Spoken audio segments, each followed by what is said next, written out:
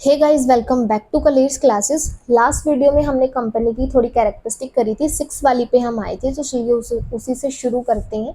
तो सबसे पहले आता है हमारा लिमिटेड लाइबिलिटी। लिमिटेड लाइबिलिटी, अब जैसे कि हमने पढ़ा था कि जो कंपनी है वो किस वजह से एग्जिस्टेंस में आया है। दो रीजन थे, एक तो एडिक्वेट सोर्स ऑफ कैपिटल की वजह से आया है और एक दूसरा था अनलिमिटेड लाइबिलिटी की वजह से आया है। तो अनलिमिटेड लाइबिलिटी की वजह से मतलब कंपनी के अंदर क्या है, लिमिटेड लाइबिलिटी है। जो लाइबिलिटी है शेयर होल्डर्स की कंपनी में, वो क्या रहेगी, लिमिटेड रहेगी। इन केस कोई भी फाइनेंशियल लॉस होता है कंपनी को, तो जो लाइबिलिटी होगी शेयर होल्डर्स की वो लिमिटेड होगी। कहाँ तक, जो भी अमाउंट उनकी अनपेड होगी उनके शेयर्स पे। अनपेड अमाउंट का मतलब क्या है कि फॉर एग्जांपल किसी भी शेयर होल्डर ने या किसी पर्सन ने जो है कंपनी के शेयर्स खरीदे हैं, तो उन शेयर्स में से जैसे उन्होंने पे करा अलॉटमेंट, एप्लीकेशन अलॉटमेंट पे कर दिए, फर्स्ट कॉल पे कर दिए, सेकंड और थर्ड कॉल थे जो कि उन्होंने पे नहीं करे, तो वो अनपेड अमाउंट मान लीजिए उसकी 1 वैल्यू थी और एक की थी 2 रुपीज़। 1 और 2 रुपीज़ थी किस किस की, एक तो आपकी सेकंड कॉल की और एक लास्ट कॉल की, तो 3 रुपीज़ हो गए। तो वो जो है शेयर्स के ऊपर जो उनकी अनपेड अमाउंट है वो सिर्फ उनसे 3 रुपये ही मांग सकते हैं, उससे ऊपर नहीं मांग सकते, ठीक है ना। और उससे ऊपर उनको फोर्स भी नहीं किया जा सकता देने के लिए। तो जो अनपेड अमाउंट होगी शेयर्स के ऊपर सिर्फ उनसे वही मांगी जा सकती है।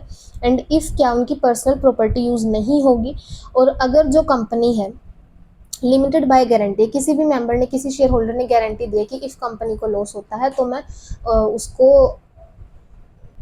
उसको इतने रुपए जो है पे करूंगा, इतनी अमाउंट ऑफ मनी पे करूंगा, ठीक है। तो इस तरीके से जो लिमिटेड बाय गारंटी है वहां तक मांगे जाएंगे और जो अनपेड अमाउंट है शेयर्स की वहां तक मांगी जाएगी। उसके अलावा जो पार्टनर्स हैं, शेयर होल्डर्स हैं, 1 रुपया देने के लिए भी लायबल नहीं है, लिमिटेड लाइबिलिटी है।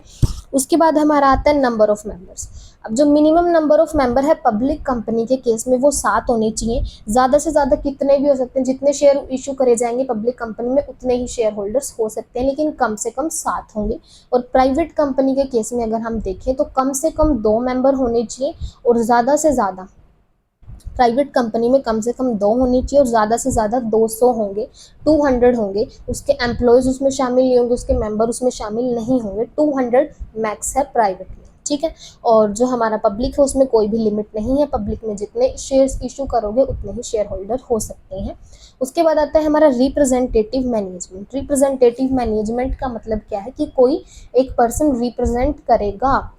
कहने का मतलब है कि जो कंपनी है वो एक आर्टिफिशियल पर्सन है, एक इमेजिनरी पर्सन है जो खुद ब खुद से अपने अफेयर्स को क्या है, हैंडल नहीं कर सकता। और जो कंपनी है उसके जो भी शेयर होल्डर्स हैं वो बहुत ज़्यादा हैं, बहुत दूर दूर तक फैले हुए हैं। वो खुद आकर के कंपनी के जो अफेयर्स हैं उनको हैंडल नहीं कर सकते, उनको रन नहीं करें, क्योंकि जो शेयर होल्डर्स हैं उनका मोटिव है प्रॉफिट अर्न करना, ना कि कंपनी को रन करना।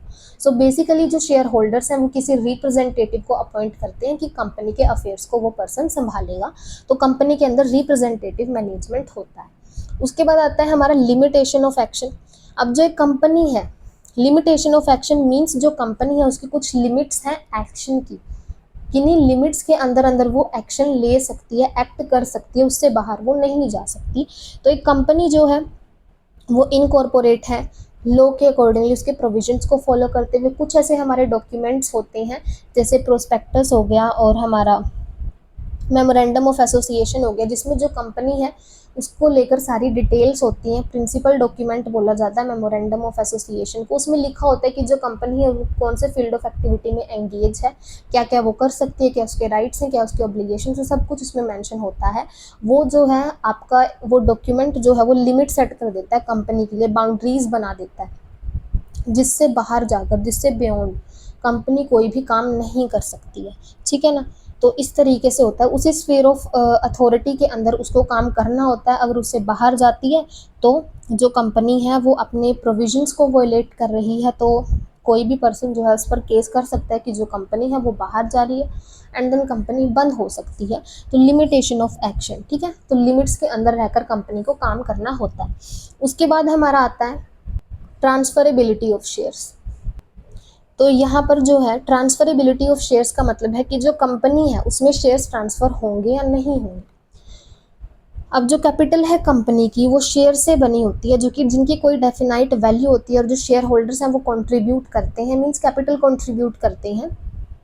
शेयर्स को परचेज करने के लिए। अब जो आपकी कंपनी है, पब्लिक कंपनी के केस में अगर हम कहें तो जो शेयर्स हैं वो फ्रीली क्या है, ट्रांसफरेबल है। प्राइवेट कंपनी के केस में नहीं है, लेकिन ऐसा नहीं कि प्राइवेट कंपनी के केस में बिल्कुल भी ट्रांसफ़र नहीं होते हैं, लेकिन उसके कुछ सर्टेन प्रोविजंस है, कुछ स्ट्रिक्ट प्रोविजंस है, उनको फॉलो करके ट्रांसफ़र कर सकते हैं। लेकिन पब्लिक कंपनी में फ्रीली ट्रांसफरेबल है, उसमें भी कुछ रिस्ट्रिक्शंस हो सकती हैं जिनको फॉलो करा जा सकता है। ठीक है, तो ट्रांसफरेबिलिटी ऑफ शेयर फ्रीली होता है in case of public. Private में कुछ रिस्ट्रिक्शन है, उनको फॉलो करना है। उसके बाद आता है हमारा टर्मिनेशन ऑफ एग्जिस्टेंस। मीन्स कि जो कंपनी है अब वो उसका एग्जिस्टेंस ख़त्म कैसे होगा। अब जब कंपनी ने जन्म लिया है बाय लॉ, तो ख़त्म भी कैसे होगा, बाय लॉ ही होगा। तो लॉ के अकॉर्डिंगली ही वो ख़त्म होगी, टर्मिनेट होगी। ठीक है, उसके बाद आता है हमारा कि जो कंपनी है is not a citizen.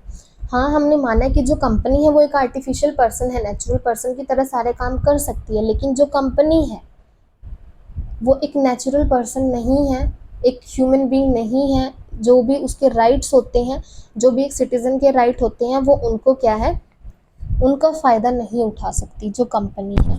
Company एक सिटीज़न नहीं है, जो भी फंडामेंटल राइट्स होते हैं एक सिटीज़न के, उनको वो क्या नहीं कर सकती है, रिकोर्स ऑफ लॉ लेकर उनको जो है फ़ायदा नहीं उठा सकती, उनका बेनिफिट नहीं ले सकती, क्योंकि जो कंपनी है वो एक सिटीज़न नहीं है, वो एक जस्ट एक आर्टिफिशियल पर्सन है जो कि अपना बिजनेस ऑपरेट करती है एक रिप्रेजेंटेटिव के थ्रू। ठीक है, तो कंपनी जो है वो एक सिटीज़न नहीं है।